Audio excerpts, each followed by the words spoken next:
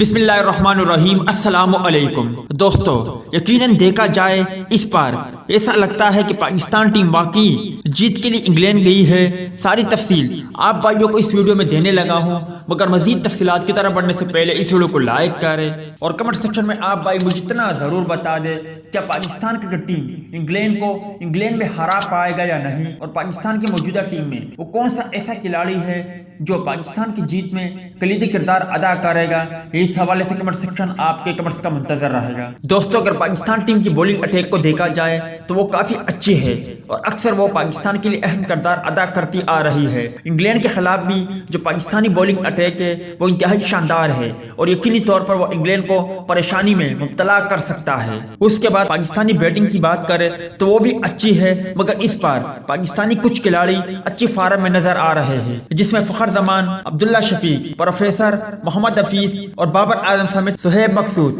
جو کہ پاکستان کے لیے اچھی آغاز فراہم کر سکتے ہیں، کیونکہ پریکٹس میچ میں بھی فخر زمان نے شاندار سینچری داغی، جبکہ بابر اعظم اور عبداللہ شفیق نے بھی شاندار سینچریاں داغی ہے، جو کہ پاکستان کرکٹ ٹیم کے لیے بہت اچھا ہے اور انگلینڈ کرکٹ ٹیم کے لیے برا ہے۔ جو پاکستان کرکٹ ٹیم کا سب سے بڑا مسئلہ ہے وہ خراب فیلڈنگ ہے، مگر اب تو پاکستان کرکٹ ٹیم نے فیلڈنگ کے لیے بھی ایسی مشقیں شروع کر دی ہے کہ جسے گورے دیکھ کر بھی حیران ہو جائیں گے۔ زیر نظر تصویروں اور ویڈیو سے اندازہ لگایا جا سکتا ہے کہ پاکستان کرکٹ ٹیم کی فیلڈنگ پر اس بار کتنی محنت کی جا رہی ہے، کتنے شاندار کیچز پکڑ رہے ہیں، جبکہ اس کے علاوہ کتنی ڈائیو لگا کر گیند کو روکنے کی کوشش کرتے ہیں، مطلب کہ اپنی فیلڈنگ کو بھی بہتر کر رہے ہیں۔ زیر نظر تصویروں میں بخوبی اندازہ لگایا جا سکتا ہے کہ پاکستانی کون سے کھلاڑی ہیں جو اچھی فیلڈنگ کا مظاہرہ کر رہے ہیں اور شاندار کیچز پکڑ رہے ہیں۔ یقینی طور پر اگر انگلینڈ کے خلاف پاکستان کرکٹ ٹیم کی فیلڈنگ شاندار رہی تو پھر انگلینڈ میں ہرانا پاکستان کرکٹ ٹیم کے بائیں ہاتھ کا کھیل ہے۔ اگر آپ بھی یہی چاہتے ہو